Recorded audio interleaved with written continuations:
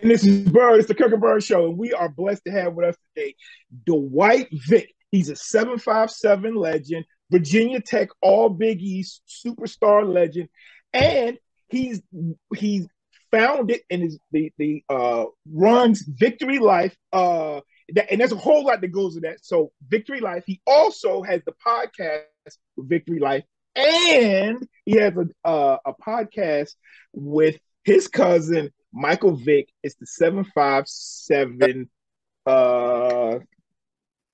757 seven.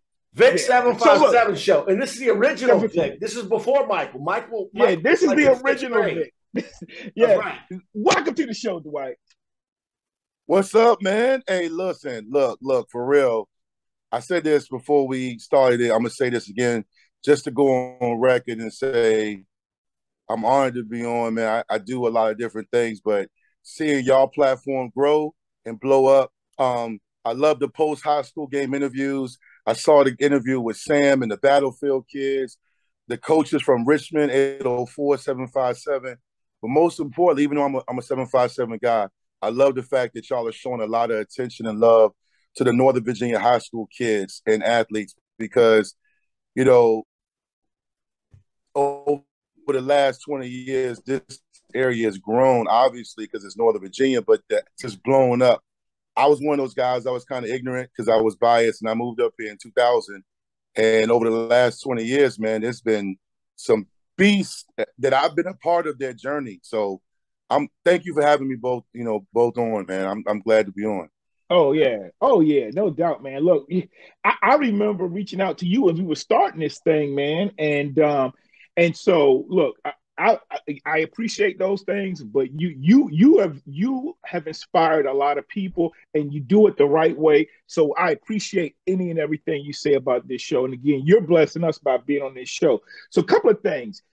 Dwight is a professional journalist, but he also knows how to keep it real. And that's what I like about it. Like, Kirk and I, we are the everyday man. We just the dude sitting up in the stands that you sit beside and we talking about the game, but that's what we bring into our podcast.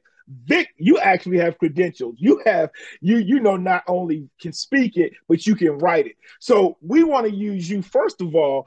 We're gonna profile you, but we want to talk a little bit about Virginia Tech football because you keep it real. You keep it real.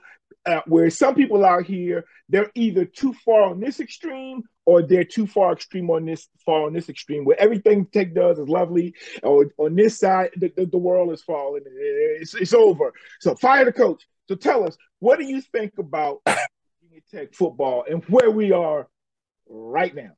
Yep. And I say we. My brother played there. Well, first of all, for those watching and listening, your brother is a big reason why Vicktory Life is successful because your brother has and will always be my big brother, my mentor. And we could talk about that on another show, but he was a huge influence in my life. He grabbed me when I was a young pup at Tech. I actually was part of the reason why him and his wife got together. But he's my big brother, man, and he's part of that class. I kind of started the whole run, but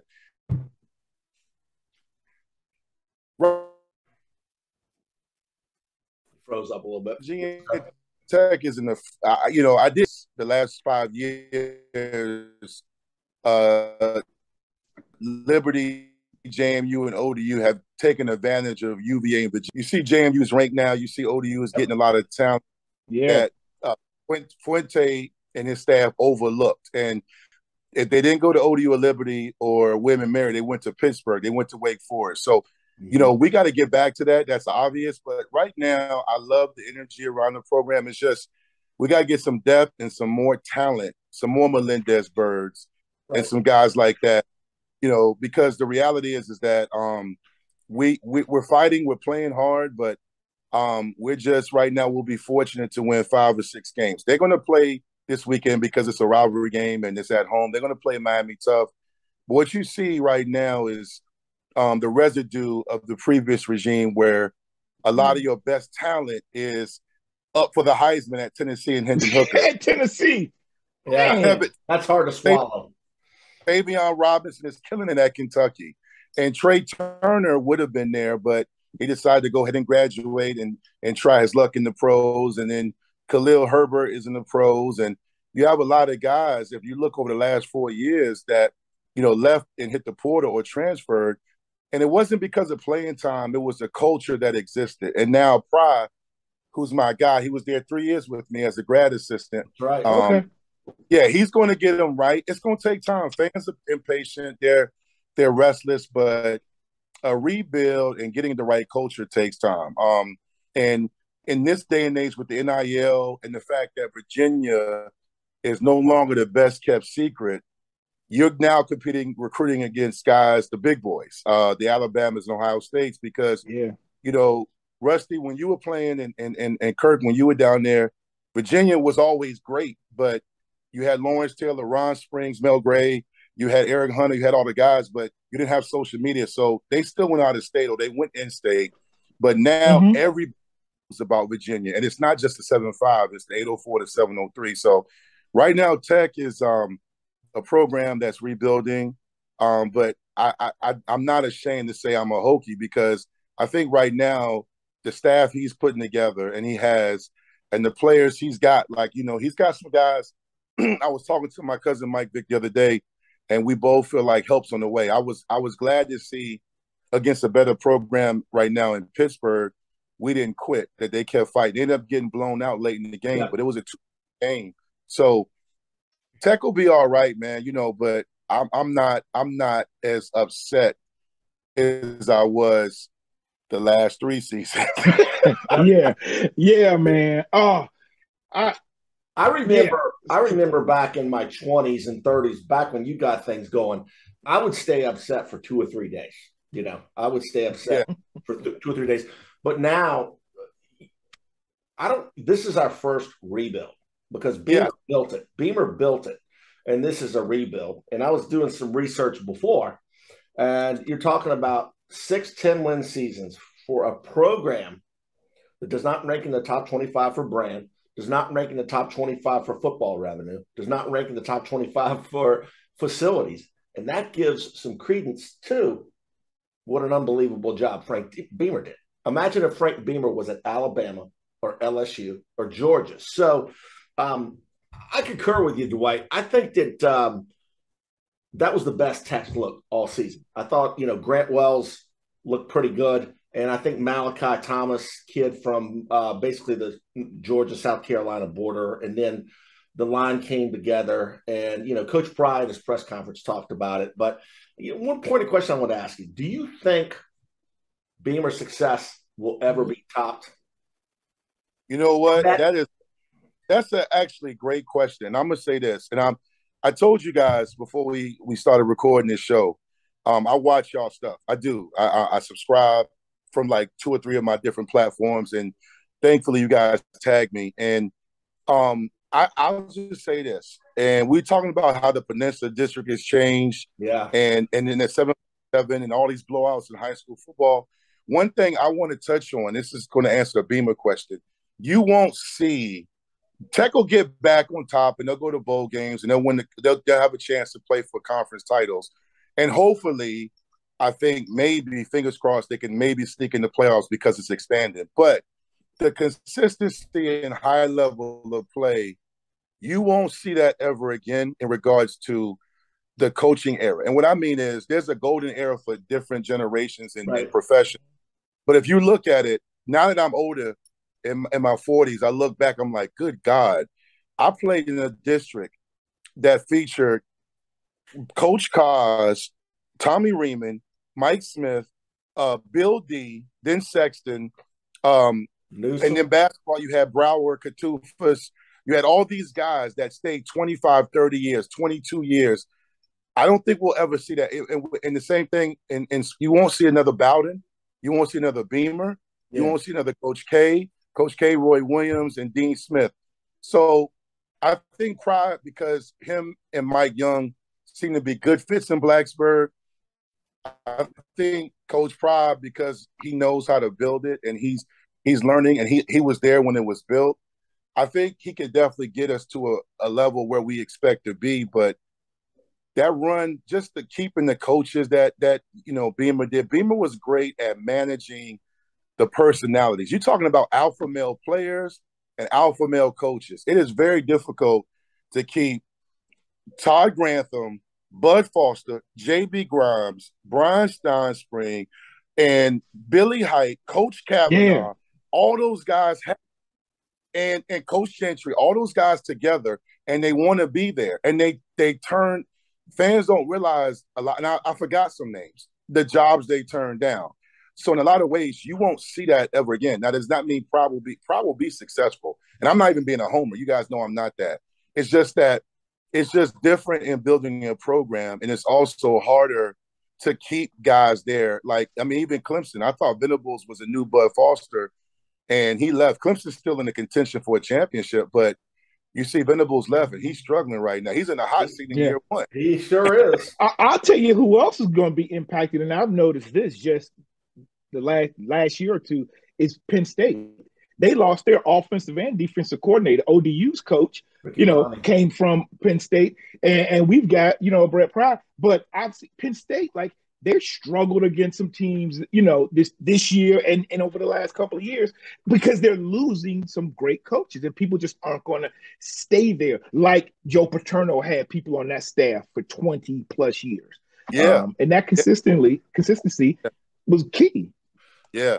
And Kirk talked about this. I don't know if Kirk shared an article, but it was somebody on y'all show that talked about this. It was you guys on your podcast, where high school coaches aren't staying. Like, I think it was a couple of years ago on the south side of Tidewater, 9 guys resigned in a 3-week span. And look at it, man. I think that's why you see the blowouts, because coaches are moving around, and you have a lot of kids who are talented, but they're entitled because there's this rush to get offers. There's these parents who are more knowledgeable, and they want their kids to get featured, and the stress that comes with it.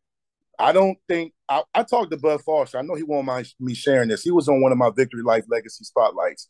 And after we were done recording, he said he had remarried. He was loving his life. He's always going to miss coaching. But he said it was time to get out because the dynamics were changing the same way Roy Williams and Coach K got out. It's just I firmly believe, that's why I have so much respect for high school, college, and NFL, or pro coaches in all sports, because the rugged schedule, the demands it's just different. Beamer was able to grow into himself and get the right people. If Pride doesn't start winning next year, as crazy as it sounds, there's going to be a contingency of people like, I don't know if he's the right guy. We got to start looking at coordinator at USC and instant gratification. It's crazy. I tell you, I see this. Go ahead, Kirk. No, I was just going to point out, and by the way, people that watch this podcast got to realize this happens in corporate meetings too, because I'm in corporate meetings all the time, is we don't have a voice. We don't have things in our ears directing the traffic. But I think that we may never get back to a Sean Moore going to UVA, a Ray Savage going to UVA, a Ken Oxendine, a Dwight Vick, a Michael Vick, all these great players staying in state. But the thing that I think that Beamer had so special, and Coach Kavanaugh was great with this, was finding Michael Hawks. I think he's from Blackstone. The starting offensive line on the national championship team. And Keith Short was the only top 25 starter in that whole. So Coach Beamer went out and he found the talent. And we had an eye for that. The John Engelbergers, the Jarrett Fergusons. And I just think that if we can do that, I got a quick tidbit for people. Now, this is rumor, but, that's how we all keep our ear to the wall, is that Kavanaugh Tech had a scholarship open up, and they were talking to folks. And I think Kavanaugh talked to Coach D at Phoebus and was like, hey, what do you think about, we got a scholarship we want to offer someone? And they said, go after Cam Chancellor. That worked out pretty good. So I'd like to see us get back to that. And again, go ahead. Yeah, well, we talked about that when we had Marcus Michael on and Tony Kennedy when they were first Fuente was leaving. But what people could do it, and this goes to your point, Dwight. If I got a high turnover in high school coach and my son is dealing with something like this. Now he's got a new young rookie coach. They don't have the relationships, but somebody could pick up the phone or go see Coach Cos, and Coach Cos might be like, yeah, this guy here, Melendez. Now Melendez was getting some publicity, but he could say, no, this kid is a baller, or he could say, yeah, I know this happened. I know Coach Feldman and people at Warwick and other high schools would say, yeah, you don't know, you're not looking at Marcus Michael, you're not necessarily knowing this, or that who's a real dog, and not by the stars on their by their name or anything like that. Who can really play? And that's what you're saying, Kirk. But it's hard to do that when you got this turnover of coaches who don't have relationships. So it's the turnover of coaches in the high school level, also the college, and the guys, when coaches come in, they're going to gravitate to where they know, where they've been. So if I'm from New Jersey, I can talk about I'm a recruit to 757, but I don't know some of the guys down there. So look, one final point on that. I know we have other stuff segments, but one final point on that is I forgot to mention the great Kurt Newsom that was at Kickintan, and I mentioned him now because, to your point, Rusty or Anchor, is that I didn't realize till I got to Virginia Tech that Kurt Newsom put together a highlight tape for me, and I was not a Kickintan warrior. Coach Smith had all the connections, and I was heavily recruited, but I earned that. But at the same time, Kurt Newsom and Kozlowski and Bill D and Coach Smith and some other guys, I'm sorry I'm not naming them all, but they were all working hard for the community and for the peninsula. Absolutely. And they were like, hey, Kurt Newsom gave guys equipment, Tyrone Tynes and Myron Newsom, and they helped each other out. It was a robbery in Darling and Todd, but at the same time, once the season was over, the Isle of Wight, Smithfield, Tab, York County, Hampton, Newport News, Norfolk, that area came together and they rooted for their athletes. But those coaches, they were together so long. It's tough now. I try to keep up, but I don't even know who some of these guys are now, man. They come, they leave, go. And so, but I think, Kirk, you're right on. I think you just got to get, and I'll just end it with this, you got to get tech guys. And it's okay if you don't get the 5-star that goes on to Clemson, because there's a 3-star who's underrated at Stonebridge, at Oscar Smith, at Warwick, at Woodside, at Patriot. You got to get Dwayne Brown. Yes. Hermitage. Yeah. I'm really high. I don't know if he was on your show. I'm really high on that kid at Battlefield. Is it Woodson? It's Caleb. Caleb Woodson. Yeah. Well, I like him. One of the things I like to try to do is share tidbits that people don't usually, because we're going to talk about it, we're going to react to that stuff. But it's no coincidence that Coach Newsom, his best friend in life growing up is Boo Williams, right? So they grew up together, and Boo's very similar. Boo gets a lot of accolades for J.R. Reed, Alonzo Mourning, Brian Stith, Allen Iverson, but you got to think about Boo helping people that maybe didn't even play basketball. But Coach Newsom, and by the way, he had a big victory in the Southwest Virginia Bowl this past weekend. They beat UVA Wise, the old Clinch Valley College. So we're definitely rooting for him.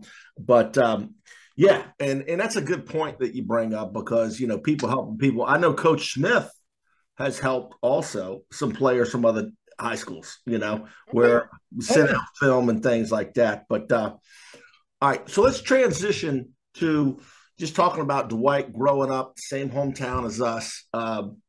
You're authentic, man. I mean, you grew up between Shell and Pembroke, so that's real. I had you off of Salters Creek. I was like, that's Fresh Prince of Bel-Air stuff right there. But so we want to tell everybody, just take a minute. Older people don't necessarily do this; the kids do it. But your best bet is your phone. So look up the Vic 757 show, hit subscribe, and then look up Vicktory Life. Dwight Vick and his Vicktory Life. He's got 2. He's got the Legacy Spotlight, which are incredible. Love them. Terry Kirby's show was so good because he talked about the guys that may have went CIAA or whatever, how truly good they were. And then we want you to go ahead and subscribe to those, and subscribe to us at the Kirk and Byrd Show. But so Dwight, you grew up same hometown as us, a little bit behind us. and you were just like us, growing No, up. no. I'm sorry, no. He wasn't just like us. He was a great athlete. We were just okay. Dwight was a basketball player. All right, well, he grew up in Hampton. He had game. When people played outside and we caught lightning bugs. Like us. Lightning bugs. He was 6'4" and like 13 years old. So Dwight, tell us a little bit about, coming up. You played a lot of us. I had Gannon Baker on, and he's a little bit older than you, or no, a little bit young. No, he's a little bit older than you, but older. Right. So, you were in line. You played for the legendary Mike Smith, and then you went on to play for Frank Beamer. But so you were born in North Carolina, correct? Durham? Yep. Durham. I was born at Duke University. Right. We'll talk later. We'll give you some crap about being a Duke fan. But tell us a little bit about your family. I know your father is a man of the cloth. Your mom works at Bethel. So tell us a little bit about, growing up, and hopefully we can tell some really good stories here, and bring things around. So, no, I started off growing up in Eastern Newport News. I was born in Durham. My sister was born in Raleigh. We were little. My mom moved back. My dad is a graduate of Norfolk State undergrad, and my mom is a graduate of Hampton University when it was HI, Hampton Institute, then it became Hampton University. She got her undergrad master's from Hampton University. My dad got his undergrad from Norfolk State, and he got his master's in divinity from Virginia Union. And then he later got his PhD from Liberty University about 3 or 4 years ago. Oh, wow. Yeah, so education was real big in where I'm from. I grew up in Eastern Newport News first, started off there. And then we moved to Shell Road, Vaughn Avenue. And so, I claim Hampton, but a little Newport News. But, Hampton was great, man. You could just ride your bike. We used to battle, man. We used to go across the street to a neighborhood called Park Place. Park Place? And Park Place was across the railroad. Park Place. And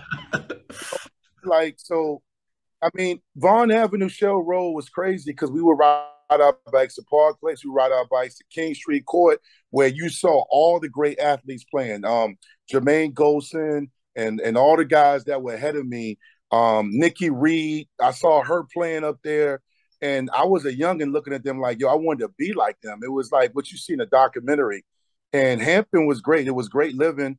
Obviously, no matter where you grow up, you can get caught up. But one thing I remember growing up is we played year round, and we sometimes doubled up, meaning not even just for your school, but I played for the Aberdeen Raiders in football. And then my mom, even though she ended up teaching at Lindsay, where she met Coach Bailey, she sent me to Eaton Middle School. So I played for the Eaton Middle School. Fundamental school. Oh, you were Eaton, okay. We had to apply back then to get there. Now, that's right. But the thing about it is, when you grew up on Shell Road, everybody goes to Lindsay, man. Lindsay. Yep. They were giving me a hard time, like, bro, man, you a nerd. You going to Eaton? It was clowning me because Lindsay was the move. And I used to be so mad at my mom. I used to be like, but then what's crazy was going to Eaton. The great thing about that school is you had, everybody from you knew people from all over the city. Ended up going all over the city. So I end up being well known and popular. But my lifetime in Hampton and Newport News was phenomenal. I just remember, the games. I remember one day after practice playing for Aberdeen, Alfred and Sean Terrell's dad was like, hey, Hampton's playing against T.C. Williams in '88. It's a rematch. And we drove up there, and it was raining and it was cold. I remember looking, and Hampton came out in the notorious all black with the red stripes down the side, looking at Eric Hunter like he was a Greek god. Oh, I remember looking like, that dude was bad. But it was awesome. At the time, I played football, but basketball because I got bigger, but I was always tall, but I was uncoordinated. But I loved basketball, and that was my favorite sport. So I ended up doing both. I didn't play long for Aberdeen because of weight limits and restrictions, and I was liking basketball better. So I did some stuff with Boo. This is when Boo Williams was looking for gym space before he became the Boo Williams. Right. So I played AAU with guys like Jonathan Baker, Brett Harper, Nasilio Abraham, and a lot of great guys that went on. they stayed with basketball where I went on to football. And then right around my 9th grade year, the summer going into my 9th grade year, I went up there. They would have an open gym. And Coach Smith and Mitchell, God rest his soul, and Coach Mann, Gumpton, Gilliam, and Woodrow, they're all there because the older guys are there for lifting and conditioning. And they saw me walking around, and Coach Smith said, "Where the hell are you going?" And I was like, "I'm going to open gym." He said, "The hell you are." And Coach Mitchell grabbed me, and they said, "Get in here, grab this form, fill this out." And I was like, "All right." And then I ended up like playing football, and I was thrown on varsity, and I was scared to death because those guys were loaded, and they just seemed like grown men. But growing up in Hampton, man, it was a really, back then, I don't know, it's just a great sense of community because sports brought everybody together. But what I'm glad what people are seeing is so many great people have come from the peninsula more than athletes. You have the ladies from NASA hitting.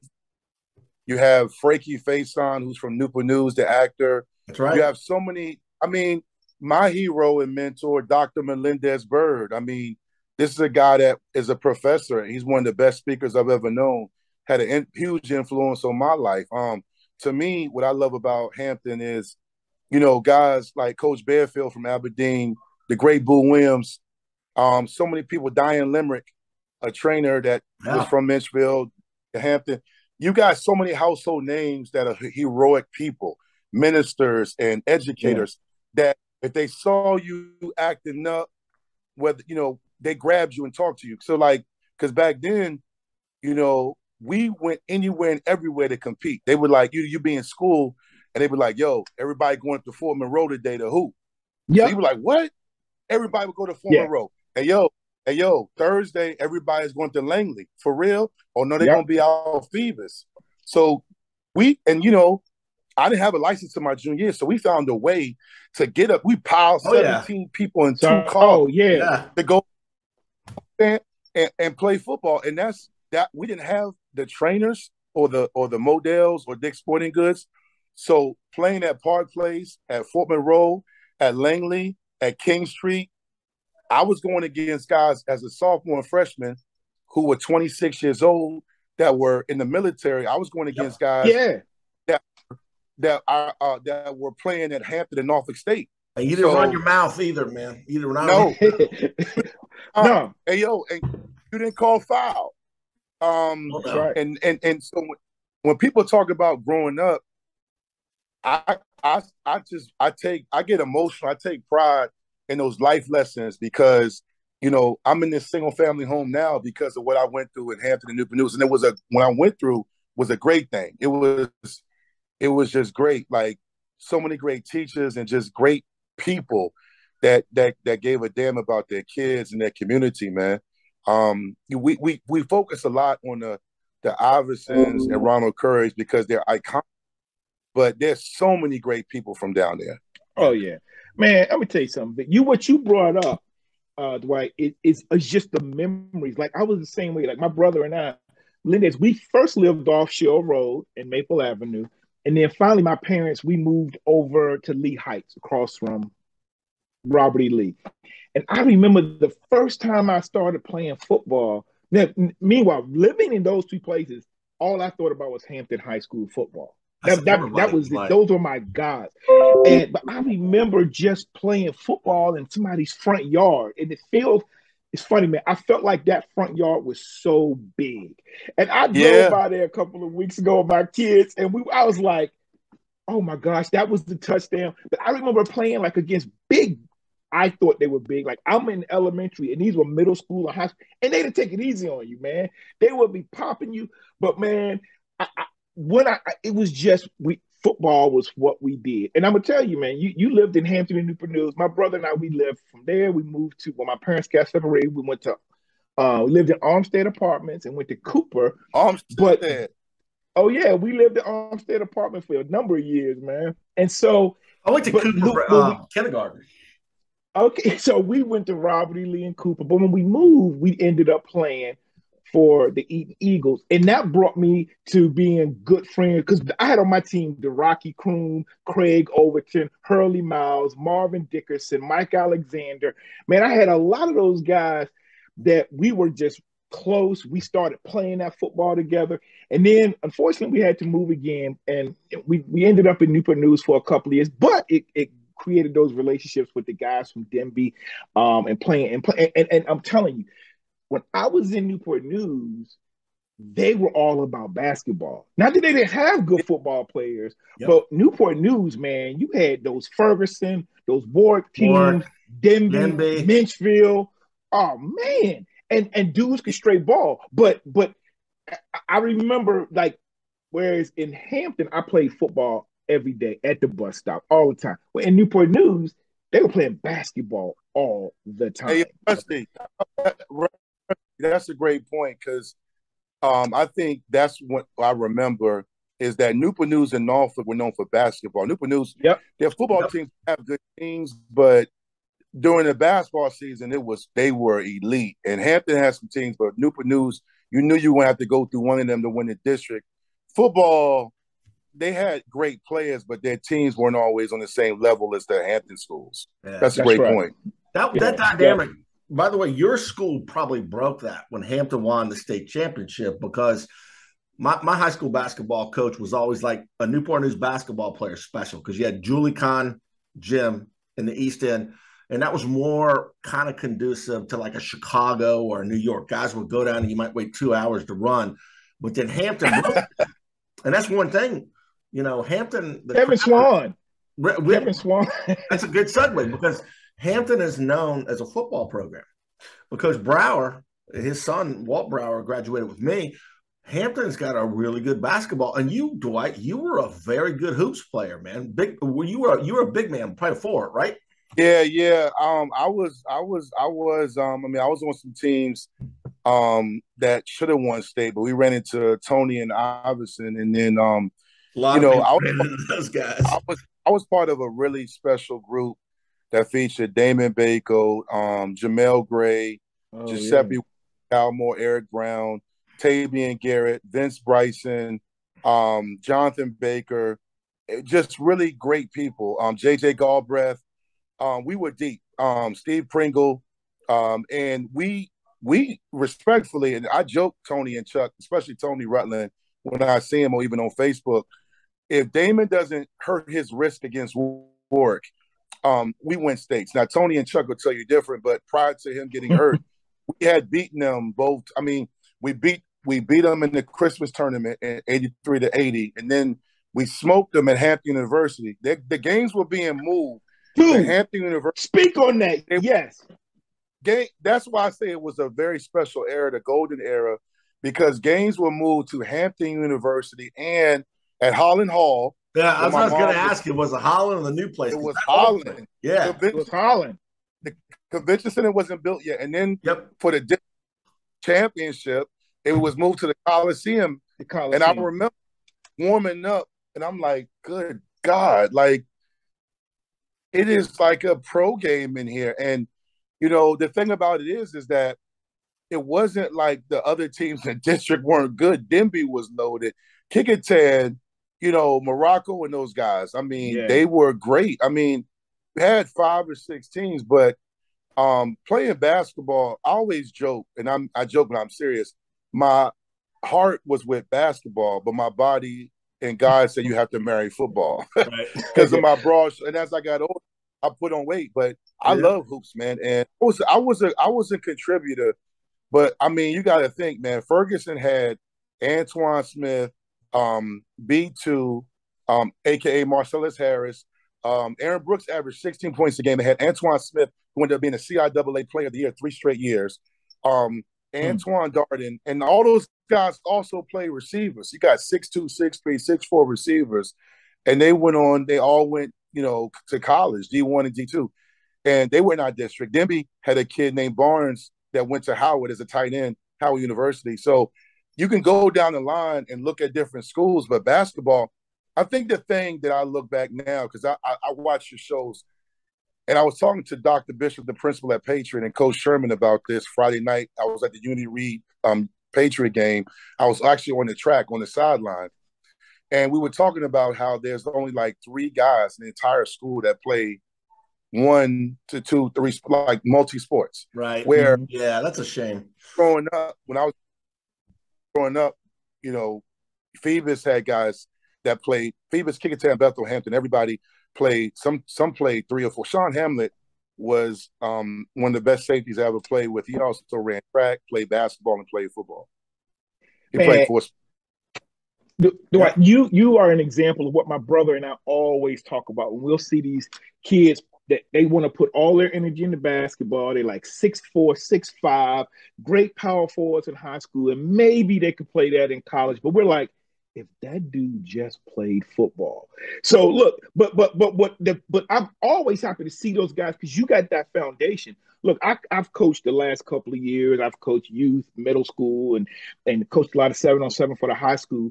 But man, I'm always looking at these basketball players, and I'm like, son, look at your footwork. You know, like if you could maybe play Division II basketball, but you might make money playing football, bro, on that offensive line. And so that foundation of basketball and what it took for you to do a drop step, you know, or what catching the ball, the hand-eye coordination, man, all that help you get a free education, you know? Back when I was at Tech, I would go underneath Castle in the back, which is now Jamerson. And the offensive line would play twice a week, just go up and down the floor. And I'll tell you what, those guys were pretty darn good. But, you know. Yeah. Jerome Preston could ball. Now, he was a defensive lineman. I'm talking about. Yeah. But, you know, I'm thinking about, we talk about your basketball, the guys and that's a who's who. But in football, you know, you came out in 94.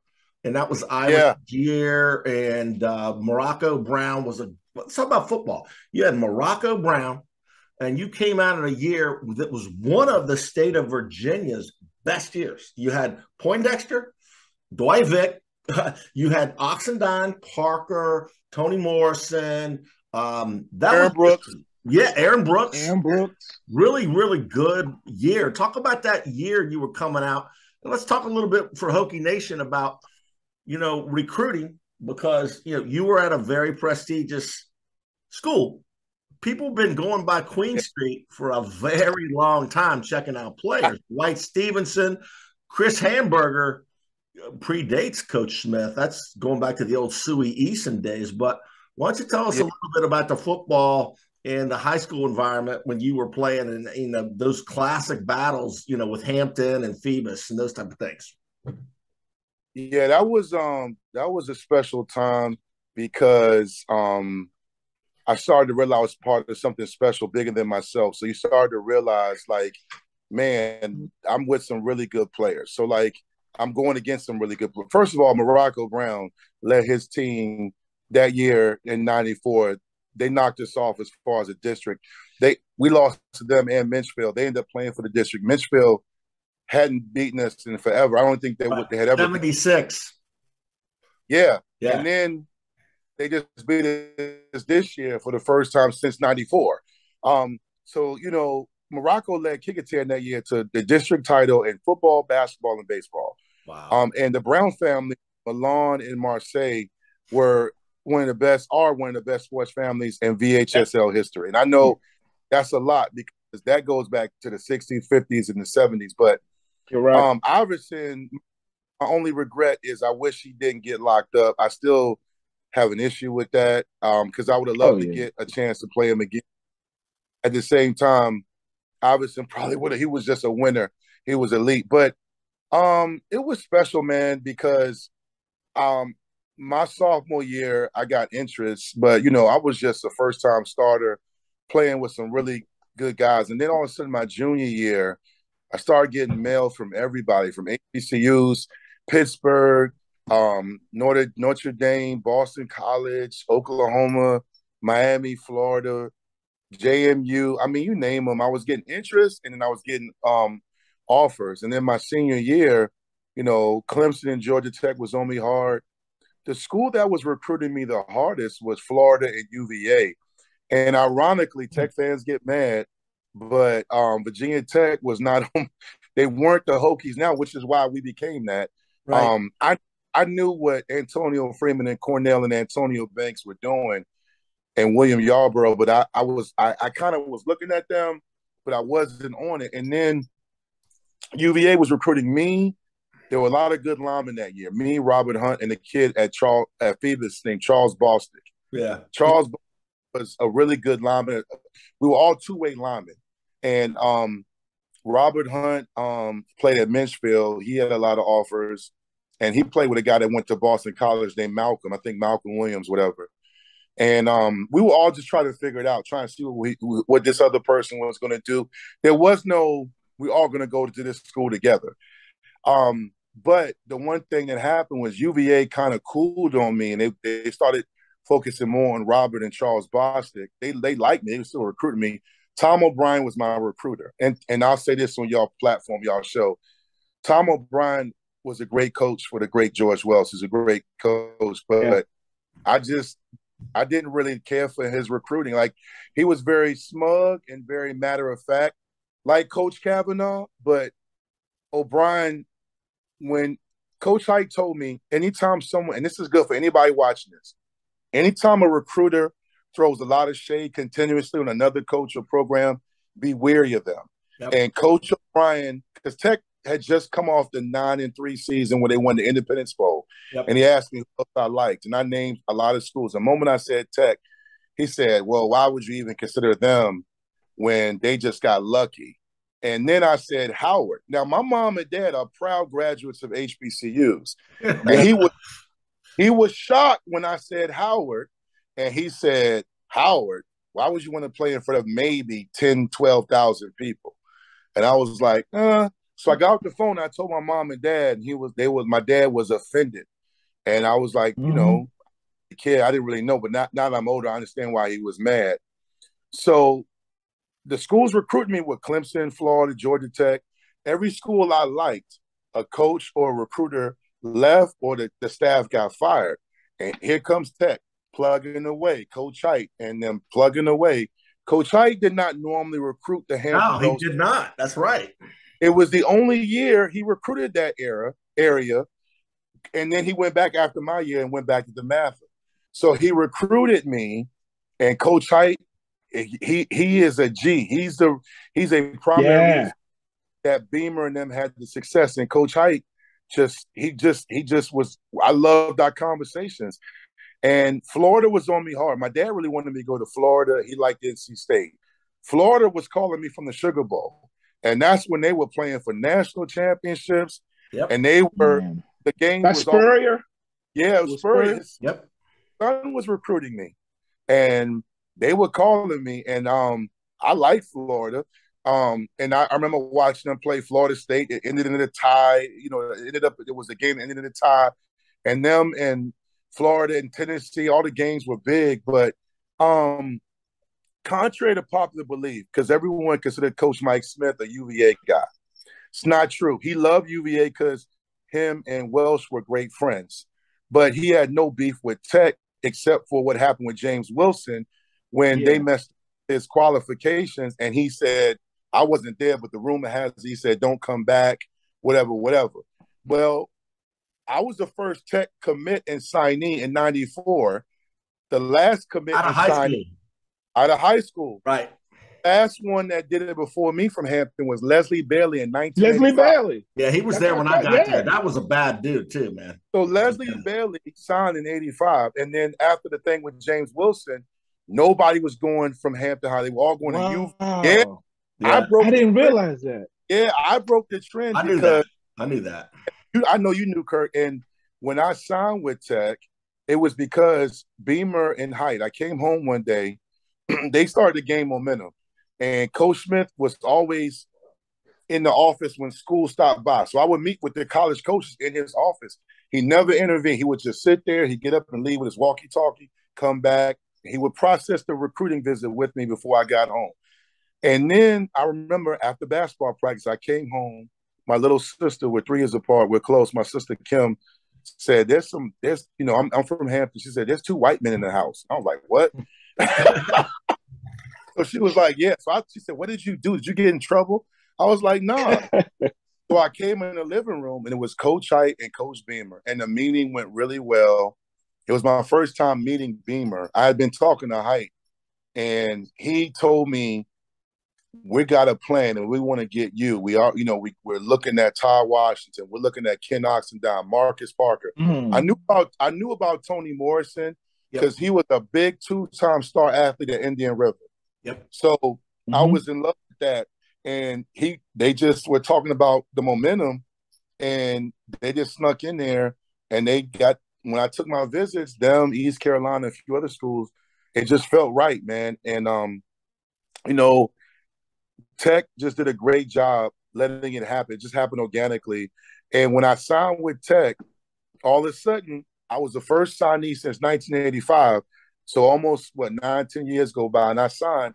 Next thing you know, Myron Newsom comes. Myron Newsom, yep. Tyrell Wilson, his cousin comes. Not Daz, but Deion Newsom. Tyrod came. A lot of guys came after I Walter Ford. He didn't end up staying. But one year while I was at Tech in 95 and 96, we had 5 guys from Hampton High. A couple of them were walk-on. But I opened the door because at that time, Aaron Monday and Brian Gerzak, everybody was going to UVA because I was a UVA fan growing up. I was a huge Terry Kirby fan. I knew who Chris Slade was, but I eventually saw Cornell Brown, Lawrence Lewis, and Antonio Banks. I was at home. We were done playing, and we had lost to Norcom in the playoffs. They ended up winning state that year, and I was at home. And Independence Bowl was on, and I'm looking. I'm like, Lawrence Lewis. I used to go against. He's from Kickintown. Oh my God, Mike Williams from Kickintown. Lawrence Lewis scored. Then Antonio Banks.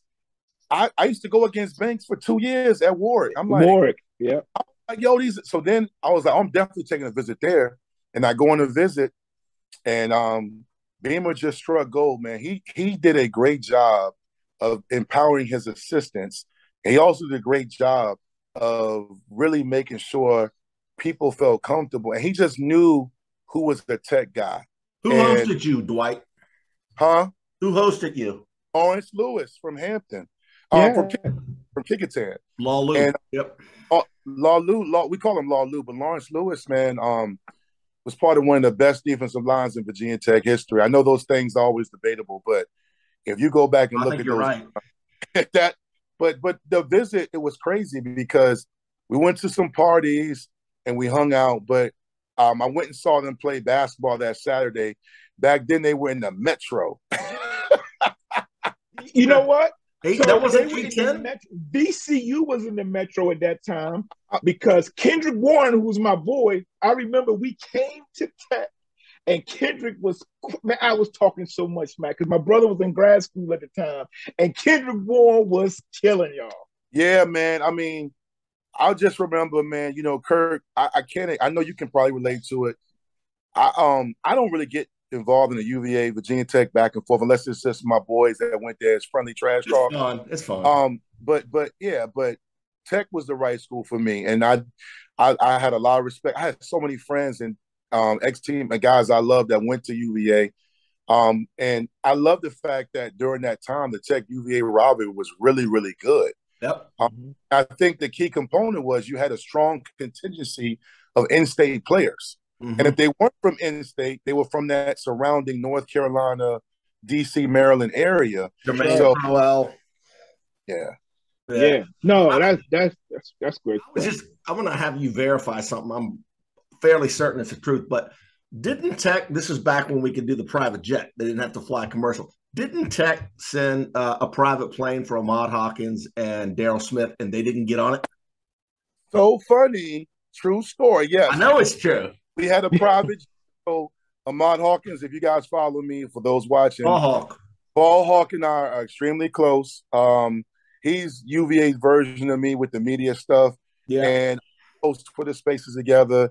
He is a very wild personality, but he was a great player for Hampton. He started as a freshman when I was a senior.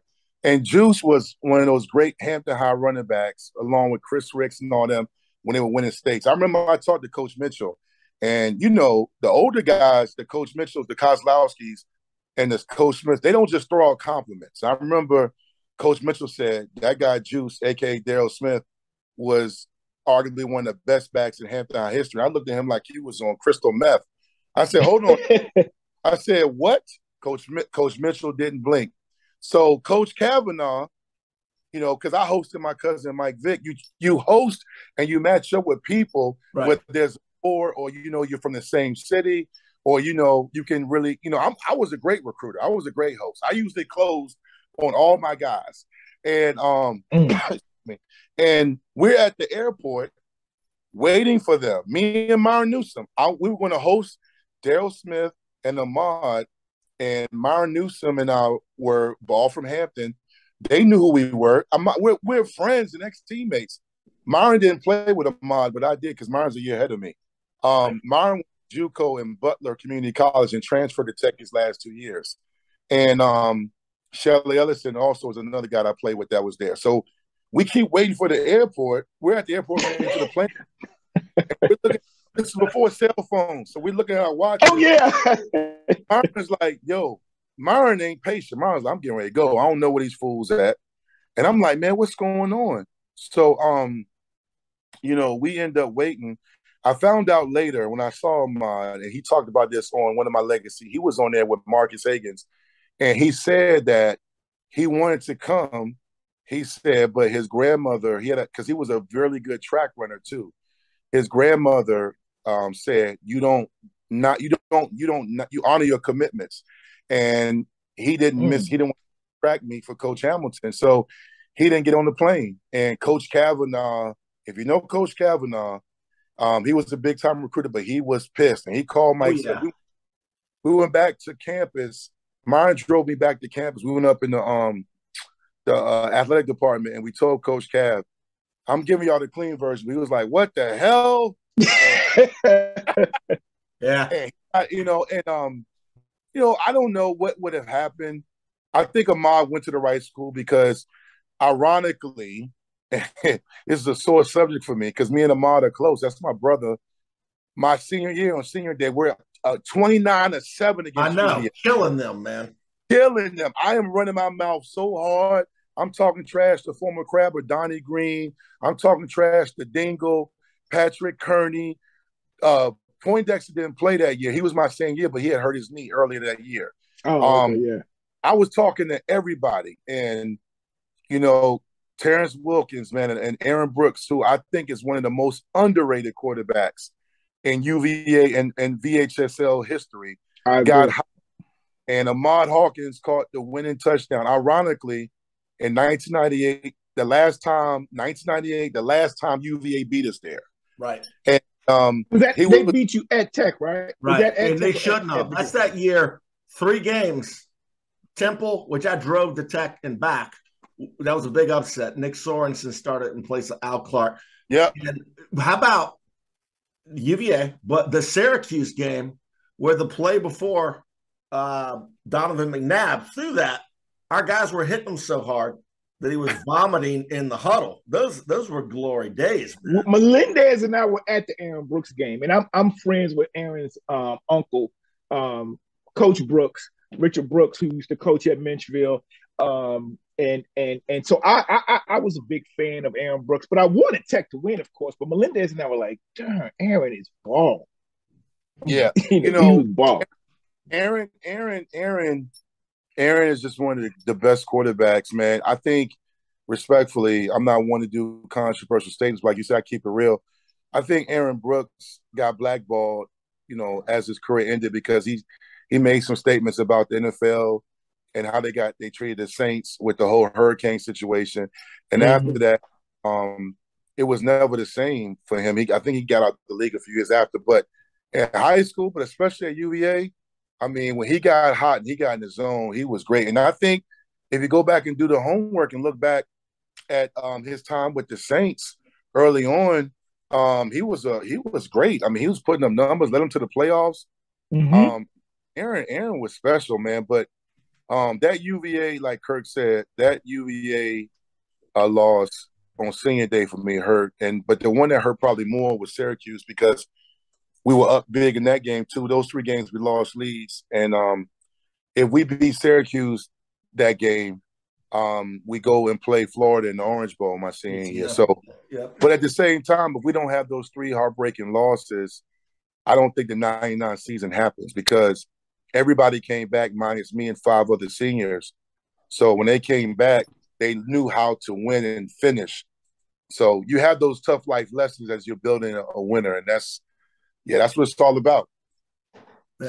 So we could actually do this for a couple more hours, but I want to move from your time at Virginia Tech. But let us know what happened, because you've got a lot of education.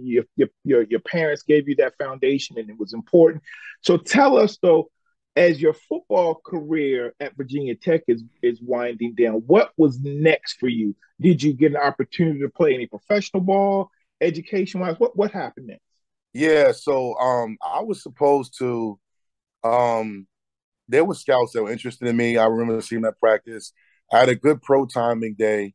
I took the little intelligence test and scored a B+ on it, whatever that grade was. Wonderful. I did. Yeah, I did good on that. I did well. The thing about it is, the draft is a funny thing, man. So many guys that are really good go undrafted, or they make, Keon Carpenter. Keon, God rest his soul, came out. He went undrafted. And then he went to play at the Bills, and he was the only free agent to make the Buffalo Bills that year. And keep in mind, that's during the Marv Levy years when Buffalo was very veteran heavy and they didn't sign anybody. So for me, I remember Mike Goforth, the trainer that was at Tech for years, during the Beamer era and even the Fuente era. He called me the night or 2 nights before the draft. He left me and my girlfriend, now my wife, went to dinner. I came back, and he called me really happy. He said, the Patriots and the Steelers had called for my medical stuff. And I was like, what does that mean? He said, well, anytime they call for your medical history, that you're on their board. Right. So I was really happy, because the Patriots, I mean, they weren't the Patriots we know now, but I mean, it's an NFL team. So I was like, it could have been the Jerusalem Juggernaut. Yeah. Right. Yeah, I hear you. So, I mean, I go, but honestly, I went home and I watched the draft in Hampton, and my mom in Azalea Gardens. We moved from Shell Road to Azalea Gardens my 9th grade year. And I remember being home, and I remember the toughest part about the draft is you see, like, my homie Robert Hunt, he went in the 7th round from UVA. He's my good friend. He played at UVA with the same year. But then you're seeing guys from North Dakota State. You're seeing guys that, you thought you were better than. Mm-hmm. The Patriots, who I was on their board, they took Damian Woody, who was also my year.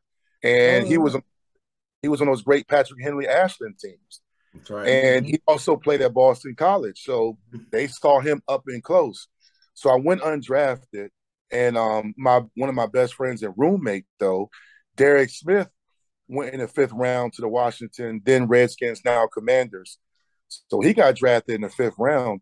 What was crazy about that is that Derek got drafted, even though he got drafted, he had torn his ACL, MCL. At the combine, didn't he? Yep. Combine memory. So wow. I was happy for him, but I was also like, okay, that's kind of weird. I mean, he's injured. And Washington knew me, but Coach Grimm really liked Derek. And that's why I try to tell people, the NFL is a numbers game. It's weird. So me and Keon Carpenter had the same agent. So my agent, not Steinberg, but Weinberg, he got me a free agent deal with the Ravens. I went there. I was at their mini camp, and Cornell Brown was there. He got drafted the year before in the 7th round. Poindexter was there. That's right. Anthony was there. Oh, yeah. He was there with me. I think he was a late rounder. And I remember calling his room, and I went over there and we sat. And he was actually getting his knee treated then, because he had that gruesome knee injury against NC State. And that's right, I remember. For the record, I played against Ed Reed, Torian Gray, Antonio Banks, and Poindexter in high school was a beast, and the VHSL All-Star game. So I sometimes wonder if he didn't stay and left early, I think he would have went 1st, 2nd round. But I was in the Ravens minicamp, and I remember talking to Poindexter in his room, and both of us were having those moments of clarity where we both knew we had a great run because he was still recovering from his injury, and I knew it was going to be hard because when I was with the Ravens, their coaching staff was a brand new staff. It was Billick. The guys that knew me was Marcher Broda, but he had just gotten fired. So Billick had brought in all his guys because he was the offensive coordinator in Minnesota. So he brought in all the guys, the linemen that were free agents. And it was you had what's not Baselli, the tall guy with the afro. Jonathan, I forgot his last. Ogden. Great player. I remember sitting in the meeting room. We were watching in college, the starters sit up front and the backups sit back. In the NFL at the time, the pros, the starters sit in the back and they make the rooks or the young guys sit up front. So I was in there sitting down. I remember Jonathan Ogden came and was like, yo, get up, Rook, you in my seat. I was like, damn. And now you guys know how big I am. I'm looking up to Ogden. Like, good. He looked like a transformer. He like and I remember calling my girlfriend, now my wife. She called. I was in the hotel studying my playbook, and she was asking how it was going. I was like, I don't know, man. This is going to be rough because, first of all, at that time, I don't know how other offenses are, but Billick is an offensive genius. We had a play called Fox Draw Left, Fox Draw Right. It was 30 different ways you could block it, right? So for one play, there's 25 to 30 different ways you can run it. And I was just like, this is not a game. And then on top of it, the Ravens had drafted a lineman from Arizona. So I got released that mini camp. I remember Cornell Brown, my big brother, my longtime big brother and teammate, he said, man, don't even worry about it, man. I'm going to tell you something. He said, this is not college. He said, it's not the same fun. And I knew what he meant then because it truly is a business. I remember meeting with Ozzie Newsome. You know, it's just like when you watch Hard Knocks. Yeah. The guy comes in there. He comes in there with a clipboard. He's got your name. He said, hey, Ozzie wants to see you. And you go up there, and I sat in Ozzie's office, and I'm sitting there, and he was like, hey, you're a good player. We don't really have room for you. Maybe if somebody's get hurt, we'll call you back and you can get a chance to make our practice squad. And he shook my hand, and that was it. And it was guys behind me in the hallway. And all those guys in the hallway were all Big E's, all MEAC, all Big 12, all SEC guys. But it was a humbling experience because I wasn't overconfident. It was just like you didn't know what to expect. Here's how crazy it is. You know who else got released that same team with me that same year from the Ravens? Jeff Saturday. What? Yeah. Yep. See, but that's the thing. That is exactly the thing. Yeah. I mean, Jeff Saturday. Yeah. Yep. That's the thing you've seen when you watch Hard Knocks. There'll be somebody like, oh man, I can't think of the little receiver that was that did very well with the Jets and the Dolphins, but like he gets cut by one place, and and goes on and has a great career. Like it's about time, it's about the place, and it's so many different. It doesn't mean you can't play. I know my brother, but he played in the Canadian Football League. It's like he made it, but then they were always still during the season bringing people in, even when you think, okay, I made the last cut, like you see. Man, the NFL, you don't see that the whole season goes through. It's people still coming and going, man. Yeah. And it is a business, But I know you can appreciate that opportunity, So Dwight, there's a couple things, And... Yeah, man, I was in camp. They won a Super Bowl. After I got cut. That's right. Was that year? Right. Yeah. It's like Ray's first year. 2000. Yeah. That's right. That's right. So was Ray Lewis there? Yeah, Ray Lewis was there. Saragusa, Tony Gonzalez, not Tony Gonzalez, Tony the quarterback with the slick hair. The big quarterback from Detroit was there. Scott something. Oh yeah, Saragusa. Yeah. Yeah, Scott Mitchell. They had a team full of personalities. It was Peter Bower, Cornell Brown, Ray Lewis. The defense was loaded.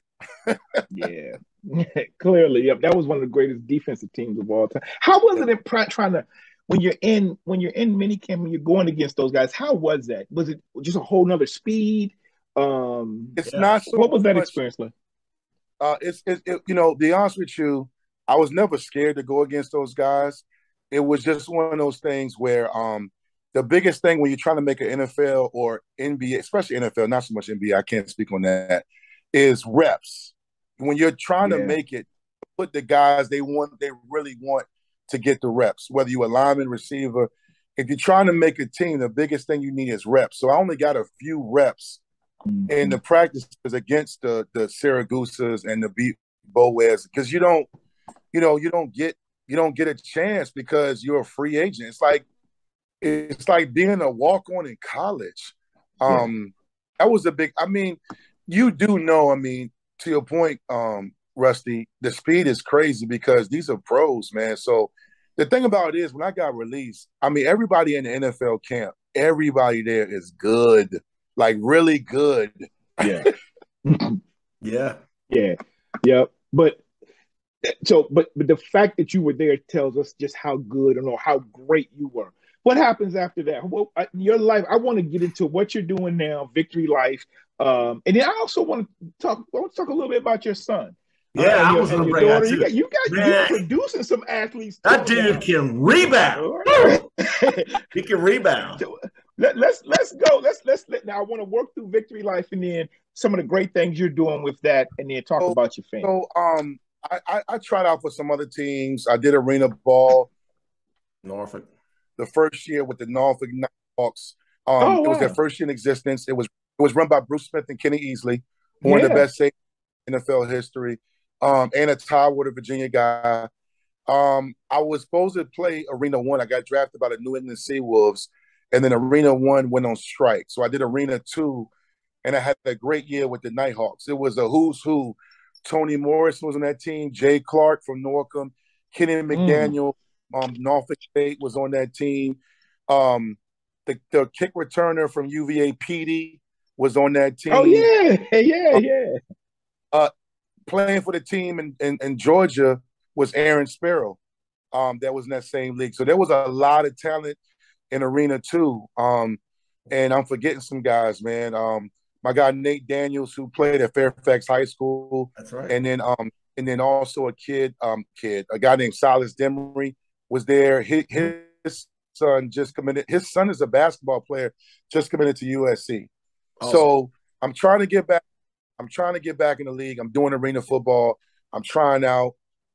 And I got to the point, man, I did 1 year of arena, and I remember one day I went back to Tech to visit, and I worked out with Gentry, and I was doing a strength and conditioning coach with him. And I went to get my hair cut, and it was some fan. He saw me, and he asked for an autograph, and he said, man, I would give one day, I'll get everything to run out that tunnel one time. And at that moment, it was a moment of clarity because I was like, I'm living off of credit cards. I'm subbing. I'm an avid tutor in Hampton City schools. I'm not making a lot of money. I'm like, I gotta move on. Yeah. It got to the point I was like, when he said it made me realize very few people play varsity football. Even less people play college. And at least I got to minicamp. And I mean, I was like, at this point, I'm done. And I focused on getting my graduate degrees. I got married. I have 3 great kids, man, and they're all 3 great athletes. And then, my wife's a great athlete too. But I end up going on to moving up here to Northern Virginia because she was up here. I tried to stay home and get a job, but like the job market was rough. It was all like the thing about Hampton and Newport News is, and even the whole Tyrone area is, people, I don't know how it is now, but once you get a job, people don't leave those jobs. No, man. Look, you're talking to 3 guys. Well, I mean, the 3 of us. I tried to go home. I tried to go home, but I came here for the job. Yeah, so I moved up here, but my wife was up here, so it was a bonus, man. But Kirk, I told you, Rusty, excuse me, I told you about your brother.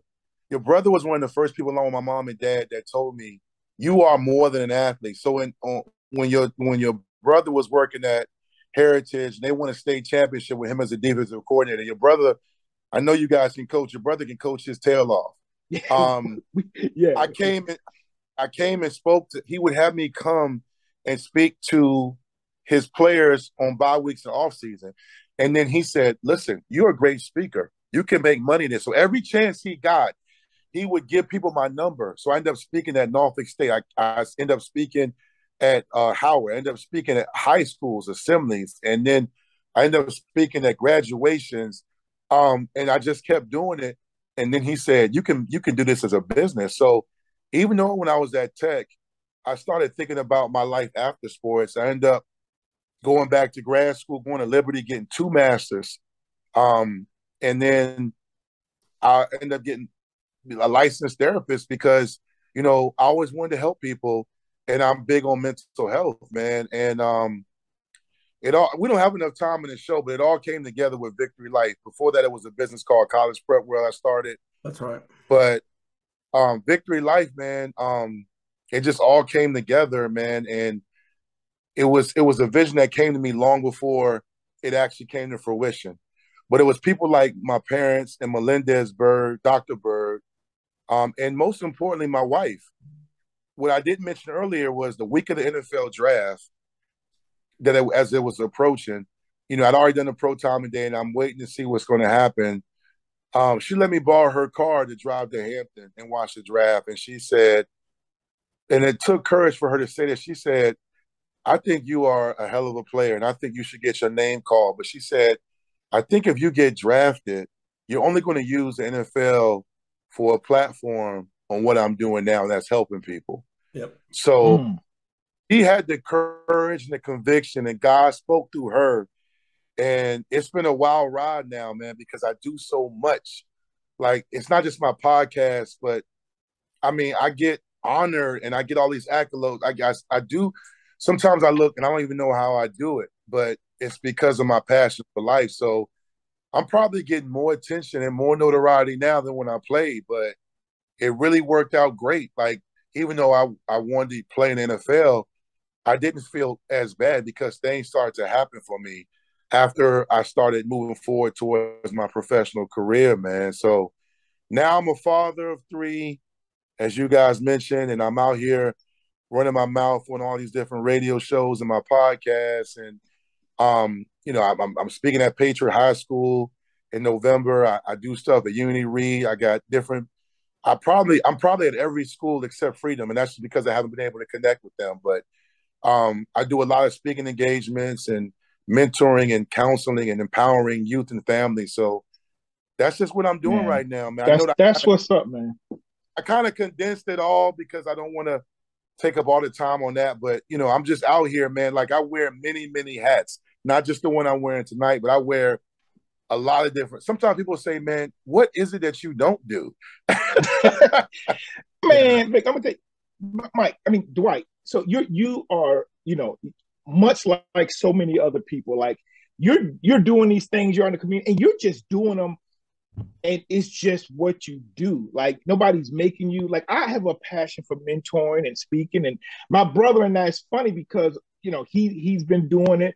I do it, and he'll say something like, "Yeah, I spoke here." I'll be like, "Oh wow, okay, that's good." And then I might say something like, "Oh, you spoke there? You talked to those people?" I'm like, "Well, yeah, whatever." But like, I'm actually speaking tomorrow to the Potomac Shores middle school football team. They asked me to come out. They have the team, and they have it's a newer middle school, but like that, man, bro. That's when I'm in my element, man. And so I love mentoring. I was in Big Brothers Big Sisters for years. My little brother, I don't know if you know Jeremiah Davis.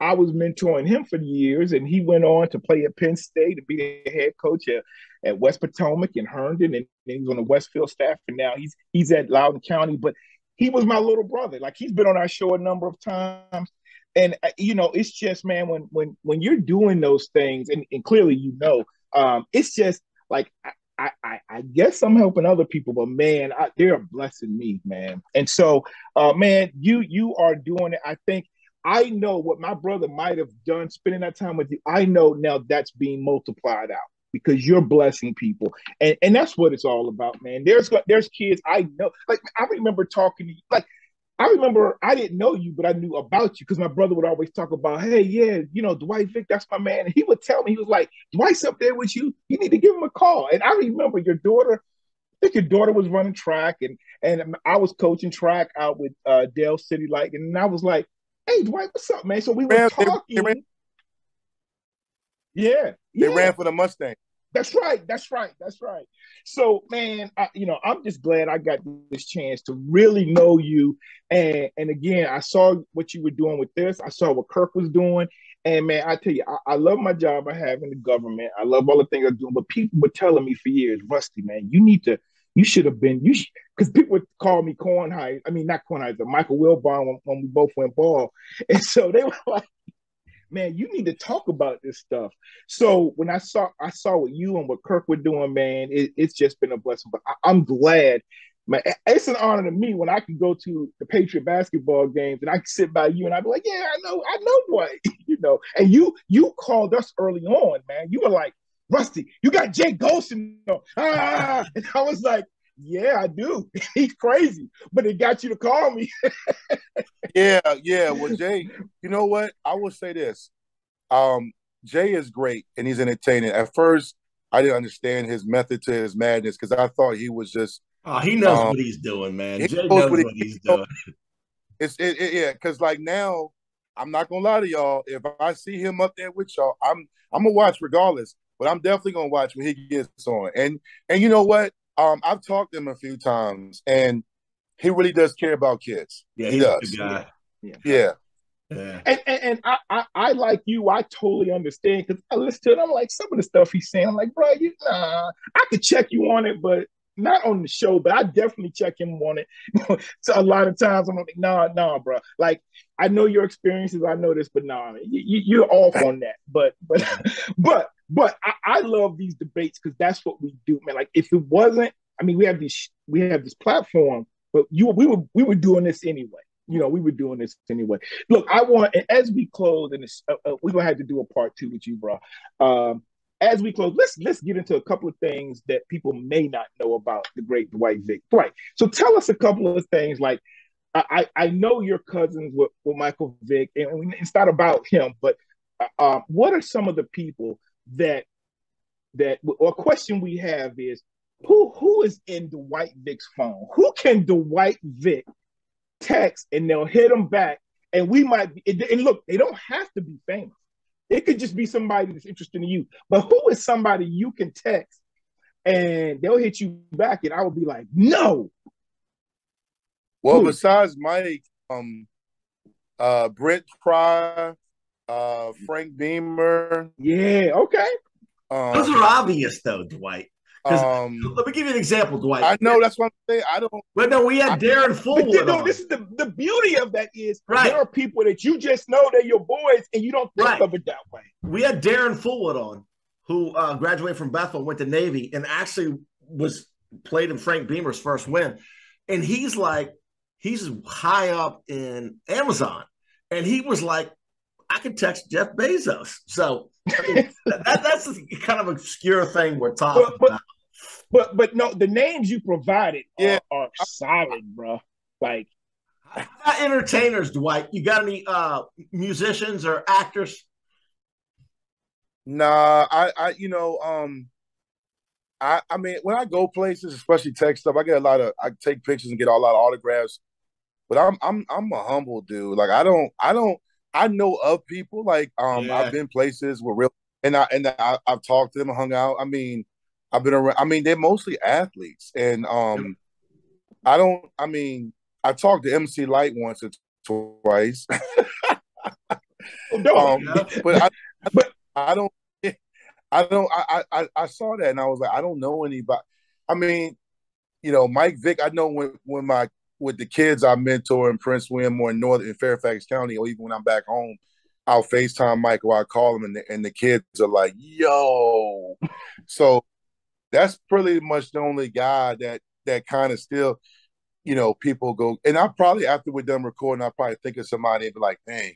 Yeah. But right now, I mean, back in the day when I told people, I had Iverson's number and I would say Chuck or Boo Williams, people would go crazy.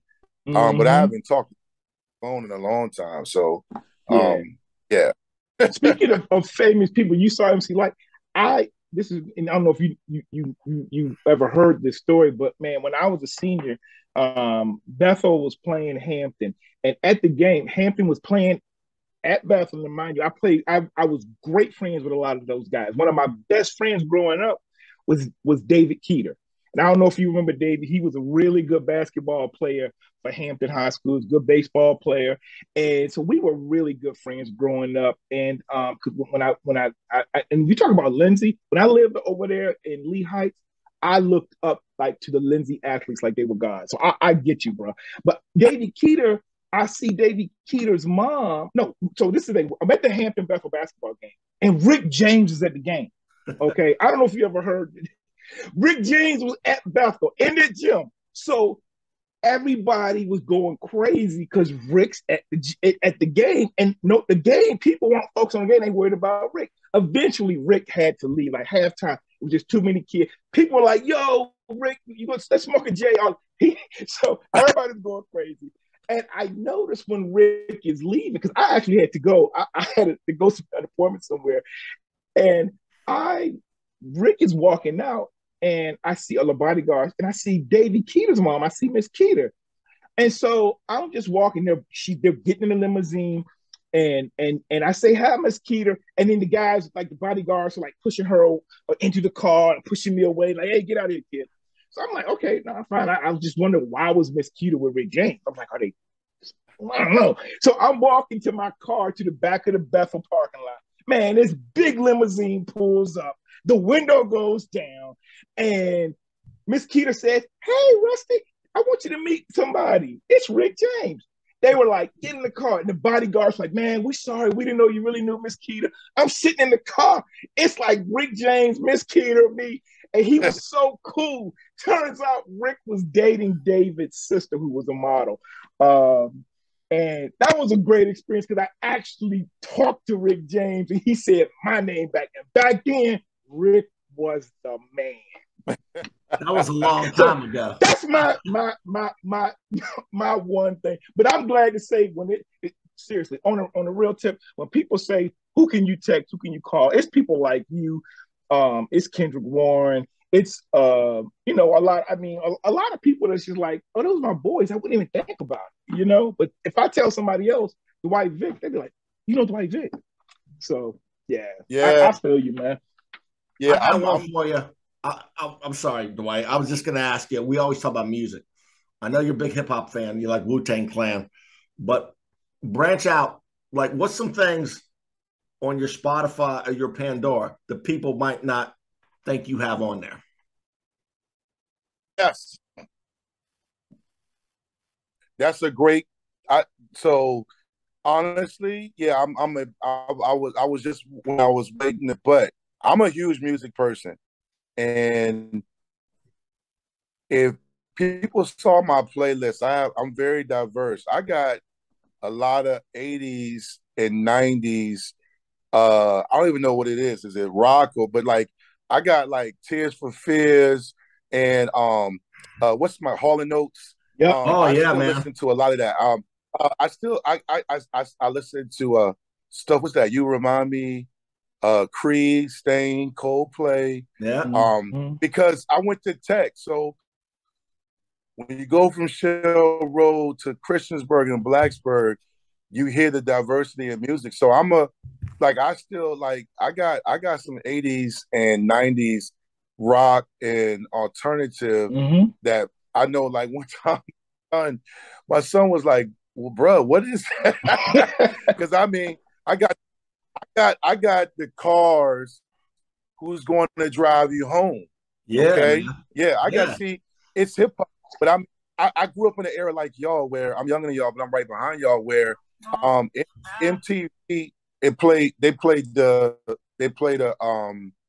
They played one. It was Z104 and 103 Jam. Yep. Taking me back now. So, Wild We. It was Wild We back.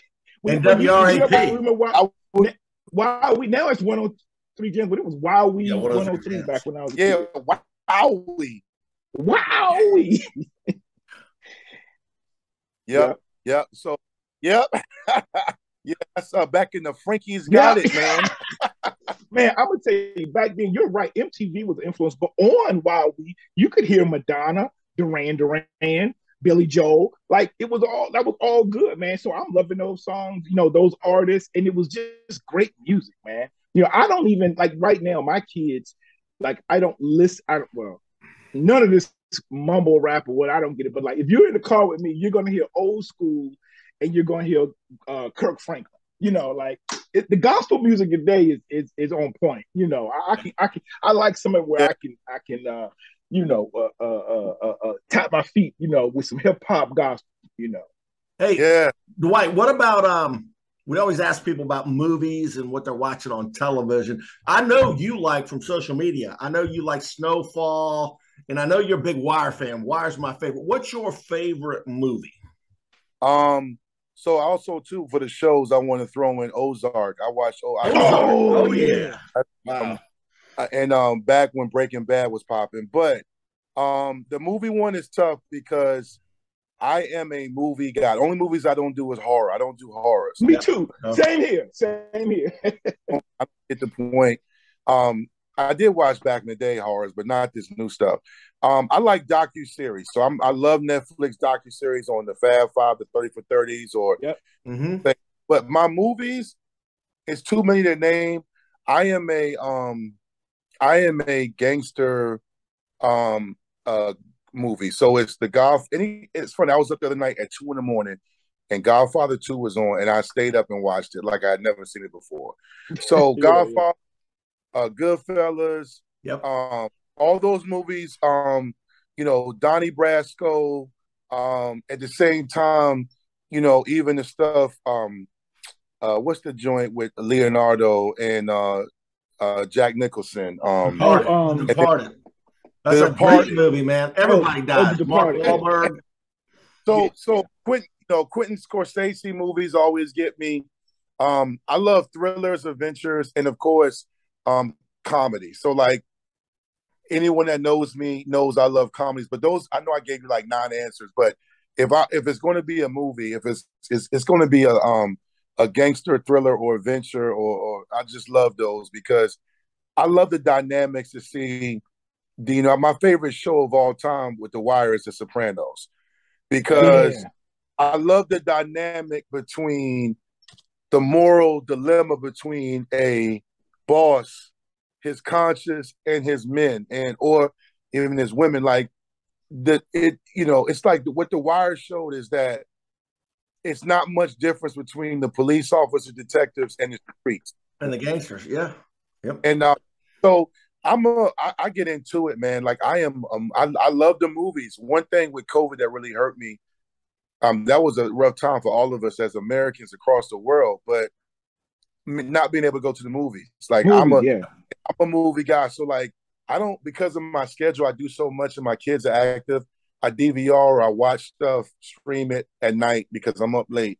Yeah. So I'll watch, but like I love Ozark. I love Breaking Bad. I love all those kind of shows. So yeah, those are my things. Okay. Now I right there with all those. But I found that for me, my wife, she loves movies. I love movies. I like the adventure ones. I like the Tom Cruise adventure stuff. But my all-time favorite movie is Hoop Dreams. And that was the first like real documentary. And what I found, so for me, I hated not going to the movies during COVID. But what I found is I started streaming and watching Last Chance U and QB1 and all those things. And man, I love that stuff now, man. I love those. Last Chance U, the basketball one was okay, but the football ones, I'm glad they showed that because there's so many kids who do that. Yeah. There was a tech guy that went to that Mississippi community college. CJ Reed. Yeah, C.J. Reeves. I think was he Highland Springs? No, Thomas Dale. Oh, okay. I know he's Thomas Dale. Yeah, yeah, yeah, yeah. yeah. Okay. Man, so again, and I remember calling you last year when we were starting this show, and I was asking about. I didn't know Patriot basketball was going to have that great of a season, but I talked about, and your son was a sophomore last year. I normally try to get seniors or an opportunity, but I got to get Coach Sherman on, and I gotta get a player. Would love to get your son, but I try to get seniors. But tell us a little bit about how special that Patriot basketball program is, and your son and what they've done. My You oldest coached daughter. a lot of those kids, right? No, that's football with Unity Reed and Patriot and other schools. Unity Reed and Osborne is with football. I coach the basketball kids. I coach is my son and Ryan and the kid Brady Page. That's at Patriot. Okay. Okay. The other kids I coach, and I'm sure you're going to have them on your show, or you're gonna cover them. Are at Osborne, and some are at Gainesville High School. Grant Polk, Phoenix, Shahati. Well, Phoenix is at Unity Reed now. Grant is a really great shooter. He's at Gainesville. My other guys I coach is Tay Barber, Tavion, Faison, Trey Terrell, and Brennan. I can't never pronounce his name. All hair. Tay Barber has like 9, 10 D1 offers now. And my son is at Patriot. So during the COVID year, between that and when the season started, his sophomore year, he grew 6 inches, 6'7". So he's 6'6" now. Him and Tay Barber play for DC Premier, which is a shoe circuit team on the Under Armour circuit. Okay. He's getting interest. We got actually an unofficial visit this weekend at Mount St. Mary's. They invited him up Maryland. But yeah, Isaiah, man, last year, it's funny, man. Sherman Rivers, I hope y'all guys get him on. I'm a little biased, but even when I didn't know him, I knew he was a great coach. That guy, he can coach. He is just, God bless him. He can coach, and they have a chance. It's always, a possibility, but they have a chance to be a better team. That undefeated stuff, I don't know, but they have a better chance to be really, really good, even better, because they have a deeper bench. And Isaiah, they got the player of the year returning to Nasir. He was all met. Jay Randall, who was playing football, was all met. He comes back. Brady Page is a shooter. He'll come off the bench. He'll start. Caden is their new Courtney, who can score and defend. You got Desmond Hopkins, who was their leading scorer. He's a lefty. Many people thought he should be starting, but he was behind Nick. And, he came off the bench with Mike Ackerman. Desmond is a walking bucket. He averaged 18 points a game in the summer league. They play a tough schedule. And this year, they open the season up with Hayfield at Hayfield. I was getting ready to say that. That's going to be prime time, man. Yeah, and then they're playing Hampton High up here, Western Branch up here, Highland Springs. They're playing Potomac again, and they're playing LC Byrd. Man, Highland Springs had a sophomore guard that was the best individual player I saw in Richmond. And I don't know that anybody could have beaten Hayfield. Maybe Patriot could have. Well, that's what I was about to say. The game of games would have been if Patriot could have won that 5th one against Battlefield and 2 undefeated teams, man. Golly. That would have been special. But I told Sherman, sometimes you see that on documentaries or shows or in real life, where you saw with UVA, where I'm a big Tony Bennett fan, and you saw him go round. That was so painful. And I have so much respect for him, because they came back and won it. Some things went their way, but that's basketball. That's sports. And I think last year was a life lesson. I think there's something really big in store for them these next couple of years, especially with the team they have coming back. Sherman is a phenomenal coach. He makes great adjustments. But the thing I like is players in his program get better. My son last year started all games for them. He was a returning starter. He was a good player. He got more confident, but he was a role player. Where if you watch him this summer and you see him now, He's got a chance to be special. But the thing I love about it is that team Patriot has, it's not really about one player. Which and the big thing that Sherman does, him and his staff, is they make them play defense. See, much is made about offense, but if you can't play defense, you can't play for him. Yeah. And him and his staff are from those great Potomac teams. Potomac, Roland Roberts, all those dudes. Yeah, they brought that Potomac mindset. He's only been there 7 years, and they won the district 5 years in a row. They won a handful of regional championships, and they've been to states twice, and he's only been there. So he knows how to build a program. But last year, I'll wrap up with that. It was okay, you're 9-0. Okay, you're 14-0. And I'm like, goodness, like these jokers are it was just crazy. And the thing about it is, and Kirk and Rusty, you guys talked about this, the Cedar Run district in football and basketball, this ain't some clown show. There's some teams up here. Basketball is gonna be the same way. And then Sherman, they play a very difficult. The schedule they're playing this year is absolutely insane. Like they're playing Hampton High, Western Branch. So I expect another great season. For me, I lost to Garfield in 1990 as a freshman. I was a backup on the Hampton High team on varsity. We lost 13-12. We led 12-0 at halftime. Garfield's home state championship. And then every year after that, I spent the next 3 years trying to get back to that stage. So it's no giving. So I tell my son all the time, man, y'all got to work hard, but I'm enjoying his football season too. I can't wait to y'all next episode because I think I'm actually enjoying it so much because Division 6 and Division 5 is going to be, once the playoffs start, it's going to be. Yeah. I can't wait for y'all to cover it. So everybody watching, subscribe. This is the best high school coverage in the state. We got the new power rankings out, man. And I studied those things. Highland Springs has the biggest delta between them and the second in their region because they're just regional. But Stonebridge catapulted Mountain View. And then Oscar Smith is still second to Thomas Dale. And we go on and on, but there's some good stuff. Real quick, is he projecting as like a small forward swing? So Sherman said on the next level, he's a 3. Okay, that's what I thought. Okay. Yeah, so he reminds me of Rodman. Yeah, for Patriot, he plays the 5, but you'll see this year they have him handling the ball more in the wing. They play 5-out positionless basketball, but he's the 5. But he can shoot the 3. It's so crazy because what you see happening a lot of times is football players' sons end up being very good basketball players. Yeah. And basketball fathers, their sons end up being great football players. So, seeing him play, seeing him getting some D1 interest is great. I told him when he gave up football, I said, you're choosing a sport. It's very hard. But I will say, man, he's at the gym. Literally, it's 10:30 at night. He left to go get some shots up. 45 minutes. He did. Wow.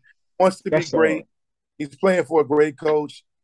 He's focused this year in the classroom. He's getting that. He's in good. He's good. He's eligible for a scholarship. So, with me and my wife, we're big on that. And the great thing about Sherman and his staff and Dr. Bishop and all the teachers over there, they're making sure that the players are on point. And, he's over there at Patriot where it's a culture where you got the linemen going to UVA. You got my guy, Sam Fernandez. You got Gabe Bixby.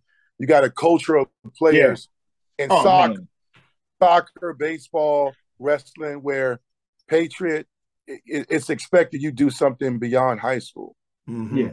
Yep. Man, and so I have officiate basketball, and I've done Patriot games, and Coach Rivers, I'll never forget, man. I'm reffing. Good team, really good team. This is about 5 years ago, but what's his name?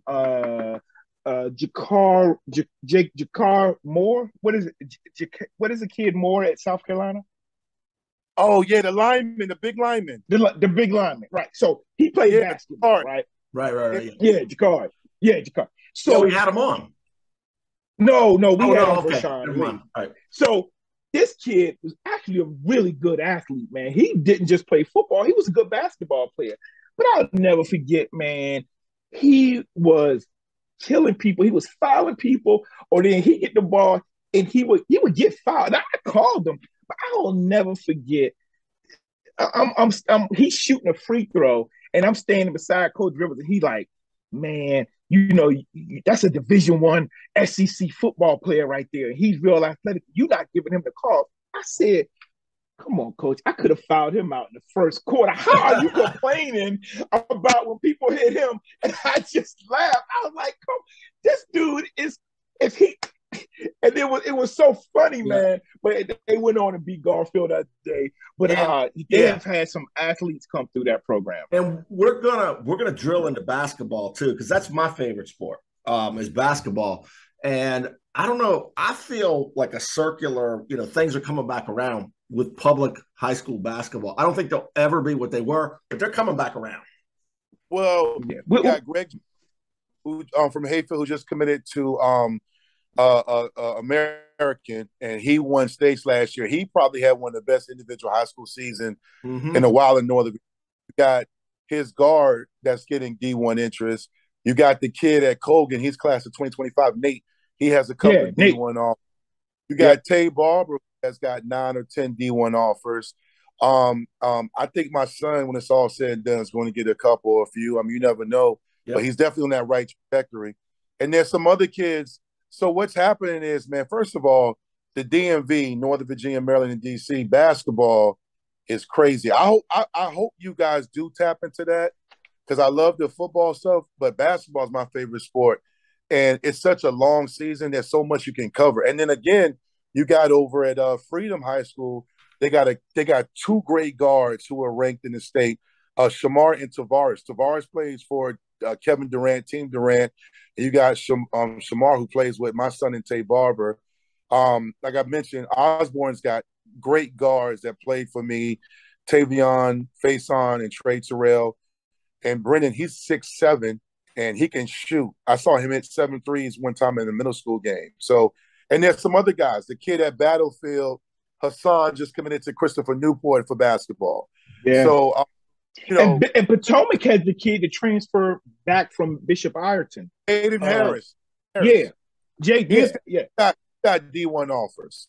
Yeah, he got his brother plays for Carolina, but yeah, he and my son were at Bishop Ireton together because they were going to carpool. I talked to his dad all the time, but they both came back to their public school after time at Bishop Ireton. But look, man, Dwight, we got to do. We're gonna get again. We got to have a part B, part C, because you're knowledgeable. We wanted to profile you. People already know your credentials, but now they know a little bit more about, the Dwight Vick that Dr. Melendez Byrd knows. So, man, thank you for doing this show. Yeah, you guys have got to, you do the same with all of Vick's podcasts. They are incredible, man. I'm sitting there and I'll watch it and I will just I'll comment, but your stuff is just so you're bringing, when you got the Rocky and different people, I'm like, oh man, that's my dog. Or you had on, I was like, oh man, he got Sherwood before me. Man, we had started. Sherwood is my boy. I know we wrapping up, but I'm number one. I'm spoiler alert. I'm gonna get you guys on in a few weeks, and we're gonna talk about we're gonna get you both on. I already told Kirk in a few weeks, but also with that being said, you guys, I appreciate y'all stuff because during the football season, me and Mike, we focus more on the Vic 757 show. So I don't do as much stuff with the Vicktory Life stuff as I want. And then when the season ends, I pick back up. But it's tough because honestly, man, I would interview people all day, every day. There's so many people I haven't gotten to yet. Yeah. I mean, Terry Kirby was great. It was a highlight, but there are so many people. The Abraham family. I mean, Marseille Brown. Goodness gracious. Yeah. J.C. Coleman from Oscar Smith. It is so many people, but I'm thankful to jump on, guys. This is I'm being everybody watching. I don't do shameless plugs. Subscribe to this show, Kirk and Byrd. It's taking off. If you love high school sports and great features, and the Jay Golson feature and the coaches talking trash, This is it. This is it, man. We got a great Hokie quarterback coming on tomorrow night. That's a teaser. All right. All right, man. All right. Thank you again, Vic. And again, I just appreciate you, man. Whether I've seen you, like I said, at sporting events or at your church, because we got a lot of the same people. And I think we might have, my church played your church in basketball. Which church you go to, Dwight? Basketball leagues. Which church? First Baptist of Manassas. First Baptist. I was thinking about Hampton. I'm sorry, my bad. No. So he's got Reverend John Mitchell over there. He's got Ralston Mitchell. Those are my boys, man. Ralston and I played football together. But we I think we played, my team, Mount Pleasant, we played y'all in some basketball. But, man, it's so many crossovers on there. Y'all did. If John Mitchell played, he probably gave you 5 Bill Lambert flagrant fouls. Yes. Yeah. But, man, thank you again for blessing us. We're going to get you back on. I'm looking forward to being on your show because you can do this. You can take crazy knowledge about basketball and all type of stuff. So thank you, bro. I want to make sure you guys know that this dude is legit. Like he is 757. Got a gift, man. Okay, hold on. I know your show is 757, but I'm gonna break it down even more. He is PD. All right, 757 encompasses way too much for me right now. I'm going PD.